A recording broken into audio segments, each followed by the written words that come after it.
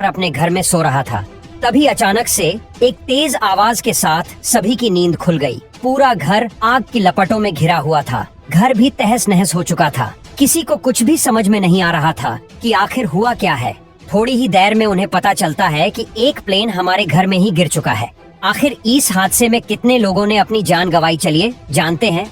2 फरवरी 2024 वीरो बीच regional airport, Florida. ये एक छोटा सा एयरपोर्ट है जहाँ से छोटे छोटे प्लेन्स उड़ान भरते हैं। करीब रात के 4:19 पर बीच क्राफ्ट बोनेंजा का एक एयरक्राफ्ट इसी एयरपोर्ट से उड़ान भरने वाला था। प्लेन में सिर्फ एक ही पायलट मौजूद था। ये प्लेन धीरे धीरे टैक्सिंग करते हुए रनवे तक पहुंच गया और करीब 4:38 पर ये टेक ऑफ करके अपने डेस्टिनेशन की ओर निकल पड़ा। इस प्लेन को समुद्र के दूसरे छोर क्लियर एयरपोर्ट नाम के एक छोटे से एयरपोर्ट पर लैंड करना था। ये भी फ्लोरिडा में ही मौजूद है। इसके बाद ये प्लेन लगभग 5 से 6 हजार फीट के एल्टीट्यूड में पहुंच गया। अब आप लोग सोच रहे होंगे कि प्लेन्स इतने एल्टीट्यूड में उड़ते हैं। 10,000 feet, 20,000 feet, even passenger plane तो 30,000 फीट के एल्टीट्यूड से भी ऊपर चले जाते हैं। ऐसे में ये सिर्फ 5,000 फीट के एल्टीट्यूड में क्यों उड़ान भर रहा था? दरअसल इस प्लेन को 1940 के दशक में बनाया गया था। उस समय छोटे प्लेन्स में पिस्टन इंजन का यूज किया जाता था। ऐसे इंजन बहुत कम पावर प्रोड्यूस कर सकते थे। साथ ही साथ यह भी इंस्ट्रक्शन दिया गया कि इसे 7,000 फीट के एल्टीट्यूड से ऊपर कभी मत उड़ाना। इसके अलावा प्लेन में सबसे बड़ी प्रॉब्लम ये थी कि इसका टेल भी शेप में है। कई सारे पायलट्स का ये कहना है कि इसके इस शेप के कारण अगर आप प्लेन को सीधा उड़ाना चाहोगे तो ये कभी मैन्युअली पॉसिबल नहीं हो पाएगा। ये प्लेन सीधा तभी उड़ सकता है जब इसे ऑटो पायलट में उड़ाया जाए। यही वजह है कि ये प्लेन इतनी बार क्रैश हुआ कि इसे एक दूसरा नाम दे दिया गया और ये नाम है डॉक्टर ऑफ किलिंग।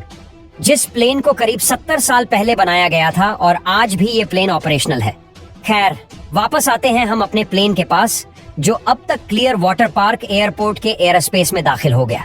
रात का समय था और ये एयरपोर्ट कोई इंटरनेशनल एयरपोर्ट तो था नहीं कि हर घंटे 2-4 प्लेन टेक ऑफ करें और लैंडिंग करें।